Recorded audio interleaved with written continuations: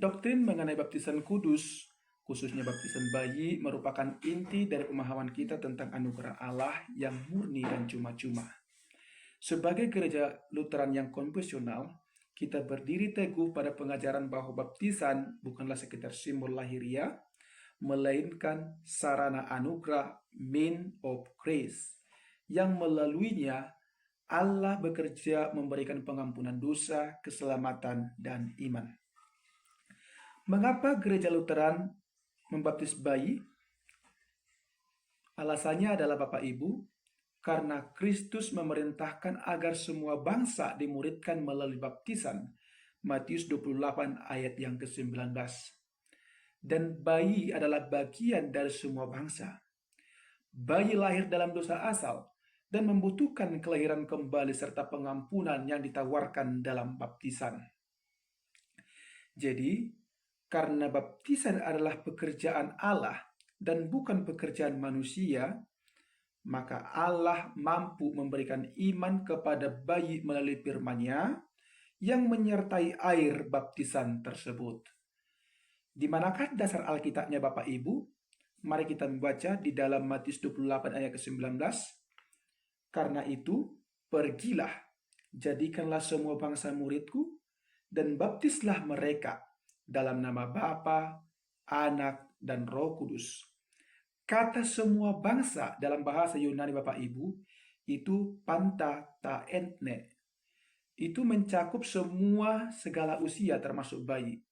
Dalam Kisah Para Rasul 2 ayat 38 sampai 39, Petrus menyatakan bahwa janji keselamatan dan karunia Roh Kudus adalah bagimu dan bagi anak-anakmu.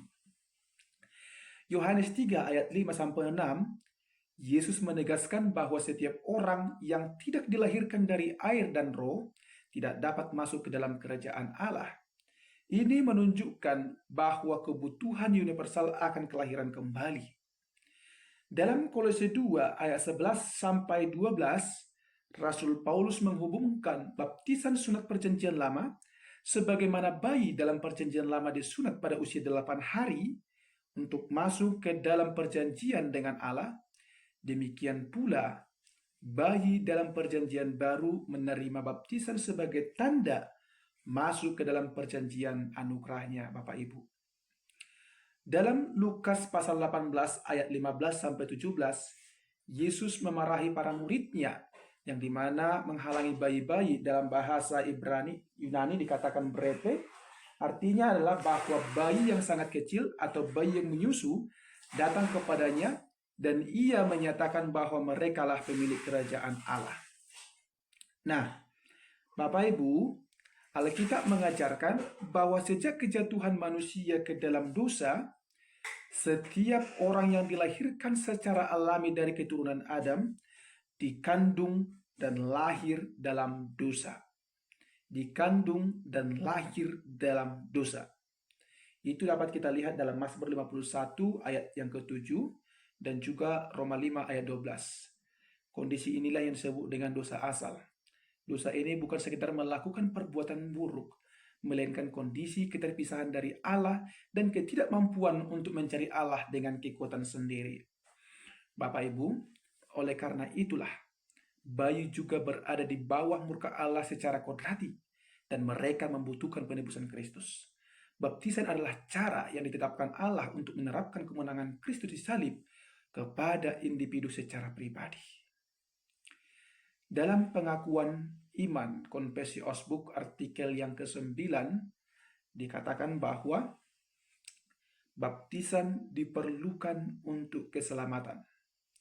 Baptisan diperlukan untuk keselamatan, dan bahwa melalui baptisan ditawarkan anugerah Allah, dan bahwa anak-anak harus dibaptis karena melalui baptisan mereka dipersembahkan kepada Allah dan diterima ke dalam anugerahnya.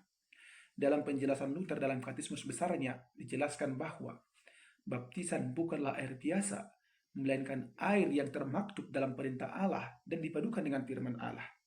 Karena baptisan adalah pekerjaan Allah, maka validitasnya tidak bergantung kepada tingkat intelektual atau kesadaran si penerimanya. Luther juga menjelaskan bahwa iman bayi justru merupakan contoh iman yang paling murni, karena bayi tidak mengandalkan kecerdasan atau usaha mereka sendiri, melainkan sepenuhnya menerima apa yang Allah berikan bagi mereka. Nah, beberapa kesalahan pandangan daripada Anabaptis atau beberapa kelompok seperti penganut Credo Baptism atau juga baptis, mereka menolak baptisan bayi dengan argumen bahwa seseorang harus percaya terlebih dahulu sebelum mereka dibaptis. Nah, namun pandangan ini mengandung beberapa kesalahan teologis, Bapak Ibu. Pertama, antroposentrisme, di mana mereka menjadikan baptisan sebagai tindakan ketaatan manusia atau proklamasi publik atas iman manusia. Nah, dan mereka juga bukan menjadikan sebagai tindakan penyelamatan Allah. Nah, mereka juga meremehkan kuasa firman. Mereka beranggapan bahwa Roh Kudus tidak dapat bekerja menciptakan iman dalam diri bayi melalui firman Tuhan, seolah-olah iman bergantung kepada pemahaman kognitif atau intelektual manusia itu sendiri. Yang berikutnya adalah bahwa mereka menolak Alkitab.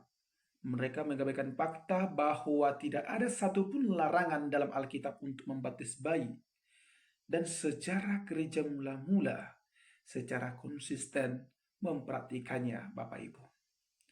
Jadi kesimpulannya adalah membaptis bayi adalah pernyataan tertinggi dari doktrin sola gratia, hanya oleh anugerah. Di dalam baptisan bayi, kita melihat dengan jelas bahwa keselamatan adalah sepenuhnya pekerjaan Allah dari awal sampai akhir. Kita membaptis bayi karena mereka juga membutuhkannya, karena Tuhan memerintahkannya, dan karena Tuhan berjanji untuk bekerja melalui baptisan tersebut demi keselamatan mereka. Bapak Ibu, jika kita sudah mengerti dan memahami tentang baptisan bayi, tentang kepastian keselamatan, kita sebagai orang yang dewasa, Anda dapat menoleh kembali kepada baptisanmu saat Anda ragu akan kasih karunia Allah.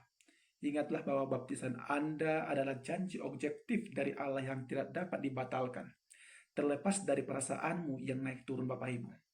Yang kedua, bahwa tanggung jawabmu sebagai orang tua ataupun wali memiliki tugas yang suci, tugas yang mulia untuk memelihara benih iman yang telah ditanamkan dalam baptisan dengan terus mengajarkan firman Tuhan dan membawa anak tersebut dalam kehidupan ibadah gereja atau katekisasi.